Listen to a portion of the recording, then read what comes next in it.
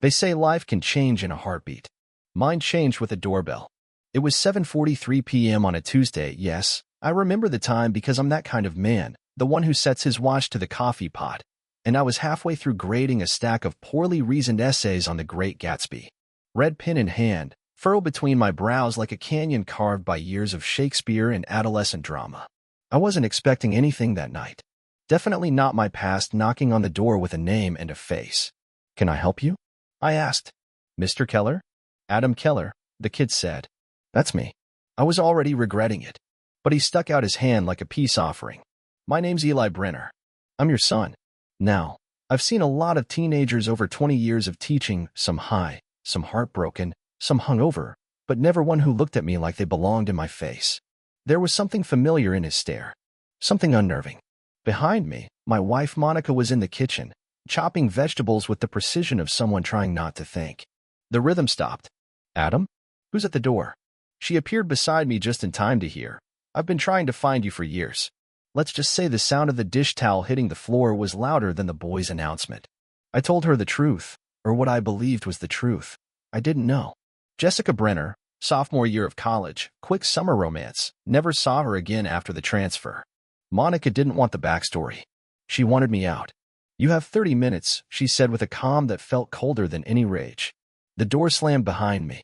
I didn't fight. Not because I agreed, but because I could tell Monica wasn't arguing anymore. She was evacuating. I didn't go straight to the motel. I sat in my car outside the Holiday Inn Express, heater blowing and hands shaking. Room 214. The same room Eli had mentioned. I checked in under my own name. The receptionist handed me a key card and a discount coupon for the breakfast bar. I wasn't hungry. Not for eggs, not for answers. Just numb. That night, Monica texted me one thing. "Please don't come back." And that's how it started. With a knock. With a name. With a kid who looked like me and a wife who didn't anymore. I sat on the motel bed like it might decide for me whether to fall apart or hold it together. The place was beige in that uniquely depressing way. Walls painted the color of compromise, carpet that whispered apologies for existing. My phone buzzed again. Not Monica. "Eli. Sorry about tonight. I shouldn't have come like that." I didn't respond. Not because I was angry, oddly, I wasn't, but because I didn't know what role I was supposed to play. Was I supposed to comfort the kid? Reject him? Give him a hug and a scrapbook? I was barely processing that he existed. The next morning, I did what any confused Midwestern man does. I got coffee, sat in my car, and stared at the steering wheel until it blinked first. Then I drove to a pharmacy and bought a DNA test. Over-the-counter fatherhood, aisle 3. We live in a fascinating timeline. I called Eli. "Meet me at the park by Elm Street." Noon. He showed up early. Kid had nervous energy. The kind that said he was used to carrying conversations that adults didn't want to have. We sat on a bench. "This won't take long," I said, handing him the swab kit. "And no matter what it says, I'm not blaming you." Eli nodded. "I just want to know." He didn't ask for anything. No money, no promises, not even a follow-up lunch. He just sat there, quiet, while I swabbed the inside of my cheek and sealed the envelope. Then he asked the question I wasn't ready for. "What happens if it's positive?" I paused. "Then I guess, you're my son. And I'm a man who has to figure out what that means." He smiled, but it didn't reach his eyes. Cool. There it was. Cool. The Gen Z battle cry of emotional containment. I wanted to say something profound. Instead, I said, "You want a sandwich?" We got subs. Turkey for him, roast beef for me, because some things don't change. I paid, not out of guilt, but out of instinct. And then, just as he was biting into his sandwich, he said, "Your wife seemed mad." Understatement of the year. "Yeah," I said, "she's got every right to be. It's just hard to explain. We've been married 20 years, and now she thinks I've been keeping you a secret for 18. But you didn't know. Doesn't matter." To her, surprise and betrayal are cousins. Eli nodded slowly. "I get it. My mom, she wasn't perfect. But she didn't lie. She just let sleeping dads lie, I guess." I laughed. For the first time in 24 hours, I actually laughed. Kid had my sense of humor. Poor guy. That night, I sat in that motel room again, waiting for the test results, staring at the TV like it owed me an explanation. I didn't want to be anyone's villain, but I couldn't deny the story had cast me as one. Monica hadn't texted again. Just radio silence, like I was a transmission she'd already decided not to tune into again. Outside, it rained. Inside, I counted ceiling tiles and reasons to regret everything. 3 days later, the envelope arrived. Thin, inconspicuous, like truth often is. I sat on the edge of the motel bed with it resting in my lap. Just a folded sheet of paper standing between me and a brand new definition of fatherhood. Positive. No drumroll. No background music. Just one word confirming everything I didn't know I needed confirmed. I sat there a long time before I called Eli. "You were right," I said. Silence on the other end. Then, "Thanks for telling me." "No, thank you for not giving up on finding me." He didn't reply right away. Eventually, he said, "So, what now?" I stared at the wall. "I honestly don't know." Monica's sister, Gina, was the first to respond to the storm. She called me out of nowhere. "I'm not saying she's right to shut you out," Gina began, "but you do realize this is the first time in 20 years she's ever been blindsided like this, right?" "I didn't cheat, Gina." "No, but you detonated her version of the truth. That's worse in some ways." I didn't argue. I just let her words sit there, echoing. Because she was right. Monica didn't mind imperfections, she minded surprises. Especially the kind that showed up on her doorstep with matching eyes and a last name she hadn't authorized. I didn't hear from Monica until that weekend. A voicemail. 17 seconds. "If you want to talk, meet me at the garden center. Sunday. Noon. Don't bring the kid." I almost laughed. Garden center? Our neutral zone, apparently. The place she used to drag me when she needed to feel like life could be organized into perennials and mulch. When I got there, she was already walking circles around the succulents like she was negotiating a hostage release. "You look like hell," she said. "Likewise," I replied. Politeness was not on the menu. She didn't waste time. "I talked to a therapist. About whether I'm allowed to hate you." I didn't flinch. "And what did they say?" "They said hate's easy. Forgiveness is harder. But grief is the real monster." She stopped walking and looked at me. "Because I'm grieving someone who's still alive." That hit harder than the test result. "I didn't know about him," I repeated. "I swear to you." "But you do now." "Yes. And I want to know him. Not because I owe him, but because I want to." Monica's eyes softened slightly. "But only slightly. You'll have to pick. Between what?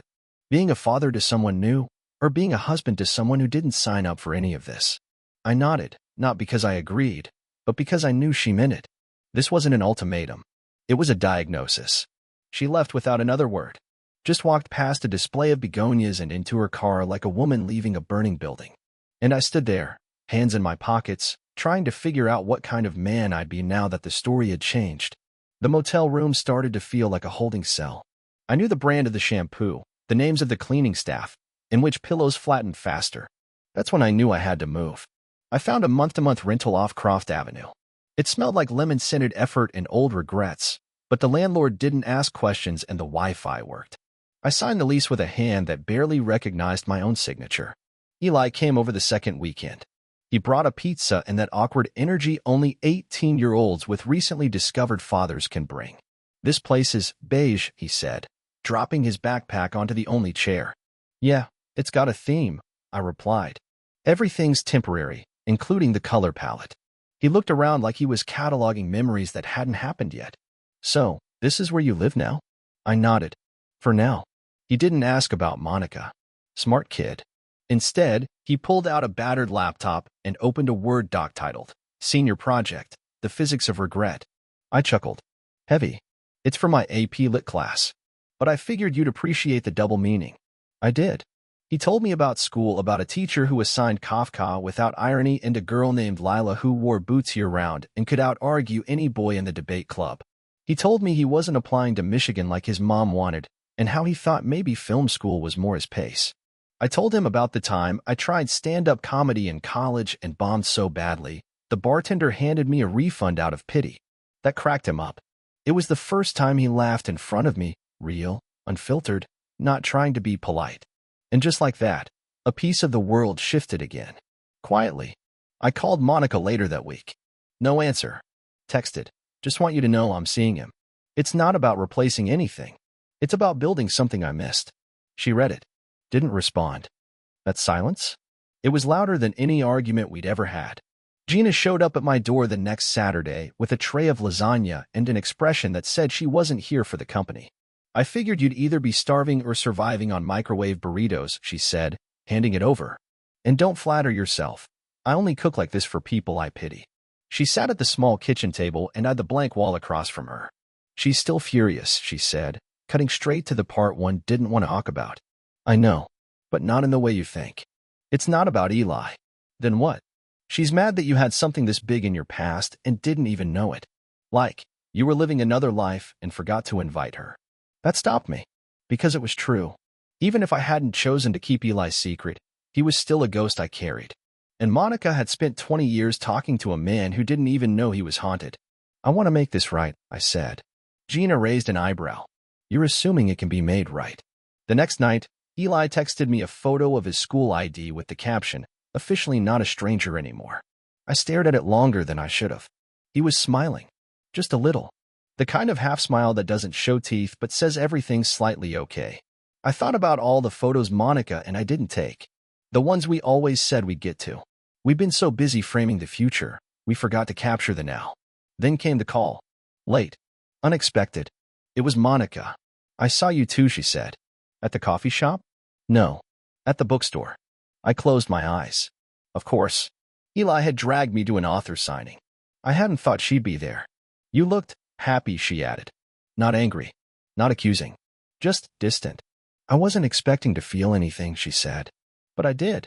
I watched you help him pick out a book, and I thought, I've never seen you like that before. Like what? Like you knew who you were. That silence returned. The kind you can't fix with flowers or apologies. The kind that rewrites the rules of the game.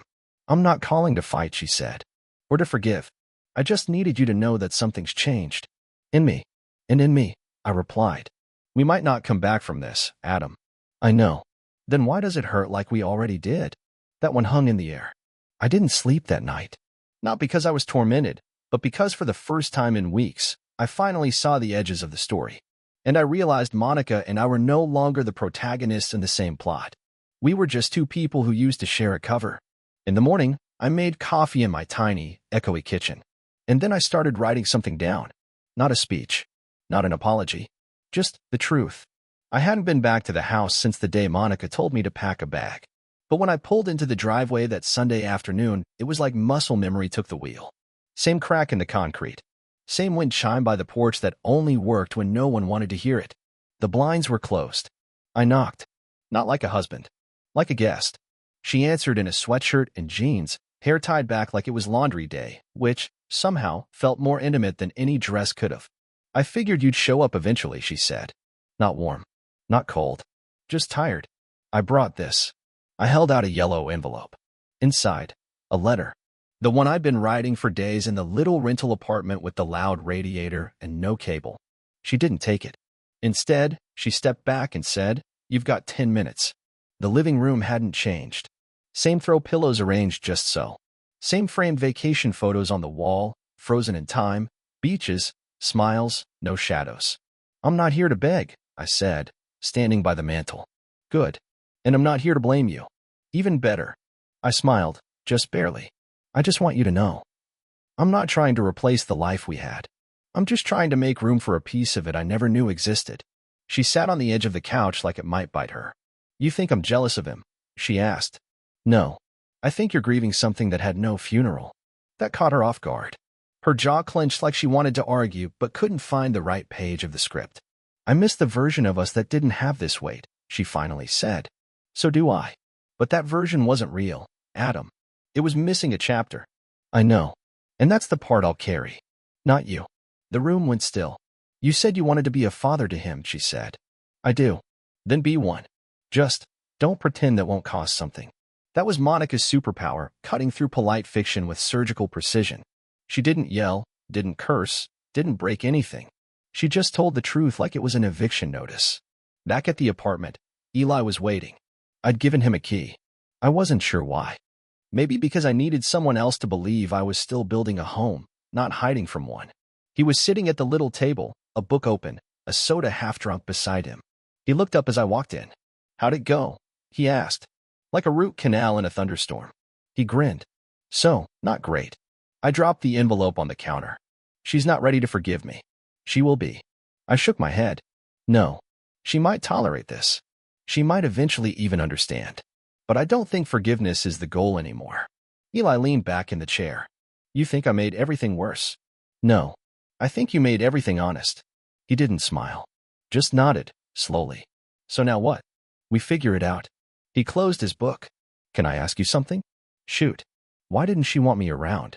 I took a breath. The kind you take before stepping into traffic. She didn't want what you meant. What do I mean? I sat down across from him. You mean a past that came without permission. You mean a version of me she didn't get to edit. And that's hard for anyone, Eli. Not because you did anything wrong, but because people like to think their lives are complete. He nodded again, but I could see the edge in his eyes. The kind that comes from carrying rejection you didn't earn. The next week, I got a letter from Monica. Actual paper. Ink. It was 3 pages long, folded with surgical precision. She wrote about the early years. About our first apartment with the leaky window and the cheap couch we couldn't afford to replace. About the nights we fell asleep planning a future that didn't leave room for interruptions. And then she wrote something I didn't expect. I believe you didn't know. I believe you're not lying. But that doesn't mean I know who you are anymore. You used to be a map I could read in the dark. Now you're in a language I don't speak. I stared at that line for a long time. Because she was right. I wasn't the man she married. Not because I'd changed, but because the story had changed. And I wasn't offering her a rewrite, just an addendum. In the bottom corner, she'd scribbled one last sentence. He looks like you. I hope he doesn't carry your guilt. I folded the letter carefully, slid it into the desk drawer, and sat there for a long time. Then I opened my laptop. New document. Title, What We Didn't Plan For. Because maybe Monica couldn't read me anymore. But I could still write. There's a silence that only comes after clarity. It's not peaceful. It's not loud. It just is, like a stopped clock in a familiar room. The letter from Monica had become my morning ritual. I'd unfold it, reread it, and hope the ink had changed overnight. It never did. Eli was over more often now. He started leaving books on the windowsill and a toothbrush in the bathroom. Little claims to space, the way sons do without realizing they're marking territory. He didn't ask for anything. He just existed. That's what made it harder. Because Monica was drifting further, while this kid was slowly becoming the only person who saw me without flinching. One night, I made a spaghetti. It wasn't special Jared sauce, boxed noodles, the usual Tuesday effort. But Eli devoured it like it was a Michelin-starred memory. This is good, he said, mouthful. You cook like a divorced dad. I chuckled. Give me time. I'll perfect the craft. He grinned. You ever think about trying again? With her? With Monica? I stirred my pasta around. Every day. But trying doesn't mean succeeding. He didn't say anything at first. Then, she doesn't hate you, you know. I looked up. You've never met her. I've met the version of her that left that voicemail. The one who sounds like she's grieving the man she's mad at. I wanted to laugh. Or cry. Or both. Instead, I said, that's the thing about grief. It's not clean. It's got jagged edges. That Friday, I got a call from Gina again. She didn't mince words. She's seeing someone. 3 words. No build-up. No cushion. I didn't ask who. I didn't ask how. I just said, okay. Because what else was there to say? I'd lost her. Not in a dramatic scene. Not in a betrayal. Just lost her in the slow erosion of what we couldn't patch. She didn't want me to tell you, Gina added. But you did. Because you needed to know. Why? Because I don't want you to find out on your own. That kind of discovery breaks people. I thanked her. I meant it. But my hand shook anyway. Later that night, I sat on the balcony with a blanket and a beer. Eli was in the other room, watching a movie with headphones on. I could hear the occasional laugh track, could see the flicker of artificial joy under the door. And me? I just sat with the knowledge that Monica was probably smiling at someone else. Maybe holding hands. Maybe sharing the kind of details I used to know by heart. How she hated mustard but loved pickles. How she used a fake name at Starbucks because no one ever spelled Monica right. It hurt. But what hurt more was how numb I was to the pain. Eli left the next morning early, saying he had a study group. I didn't question it. He was becoming more himself these days, less hesitant, more grounded. I envied him. I spent the day trying to clean, hoping scrubbing grout could somehow scrub my brain. No luck. By noon, I was staring at the fridge wondering how I ran out of reasons to stay in. So I drove. No destination. Just streets. until I passed the old house. Monica's car was there. So was a silver sedan I didn't recognize. I didn't stop, just kept driving. But that image, the driveway I used to shovel, now holding a stranger's car, it sat in my chest like a brick. That night, I got a text from Monica. You left your winter coat in the hall closet. It's getting cold. Let me know if you want to come get it. Polite. Distant. Weaponized kindness. I stared at the screen for a while. Then I wrote, you can drop it off at the apartment. Or throw it out. Either way's fine. I regretted sending it the moment it delivered. Not because it was harsh, but because it felt like the end of something I didn't want to admit was over. A week passed. Then another. Then a knock at my door. It wasn't Monica. It was Eli. But this time, he wasn't alone. Behind him stood a woman. Petite. Soft-spoken. Familiar eyes. This is Sarah, he said. I blinked. And she's my aunt. Jessica's sister. Ah.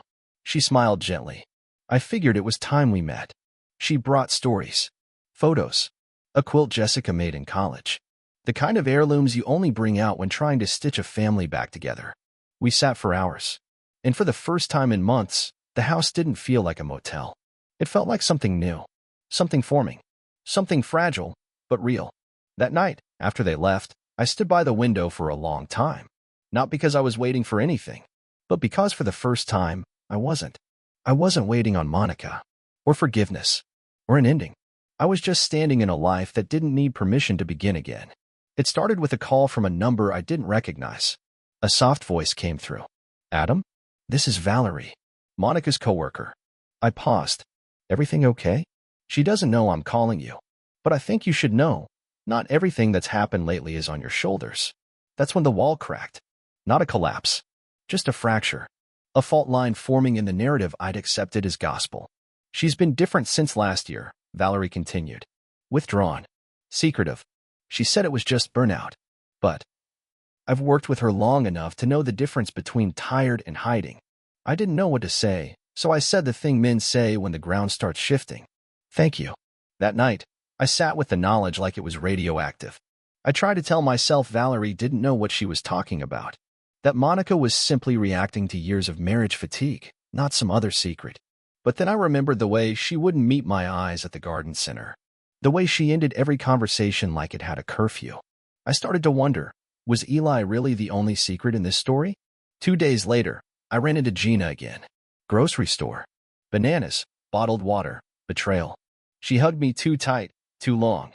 She didn't mean for it to happen, Gina said, out of nowhere. I didn't ask what it was. Who is he? I asked instead. Gina swallowed. A colleague. From a conference. It started as late-night phone calls and travel, then turned into more. I nodded slowly. And when was this? Before Eli showed up. I exhaled through my nose. Not in rage, just realization. So while I was discovering I had a son, I said, she was discovering someone else's hotel minibar. Adam. I didn't tell you to hurt you. You didn't. You just confirmed what I already knew but was too cowardly to admit. Gina placed a hand on my shoulder. She didn't leave you because of Eli.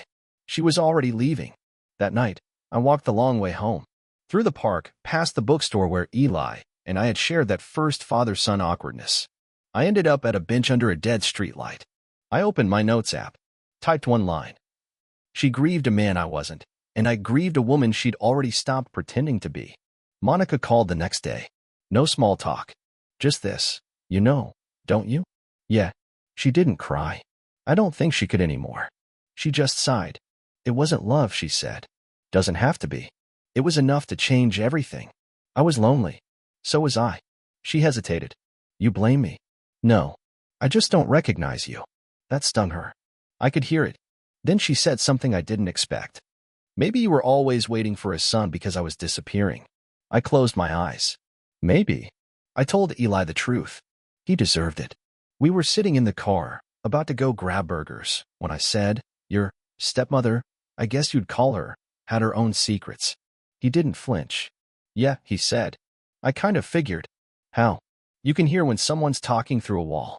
I saw Monica one last time. At a bank, of all places. She was wearing the coat I bought her for our 10th anniversary. It still fit. Somehow. We exchanged awkward hellos in the waiting line. Then, just before she was called up, she turned and said, You were always better at quiet pain than I was. And I replied, you were always better at pretending nothing cracked. She smiled sadly, but genuinely. Then she turned and walked to teller number 3.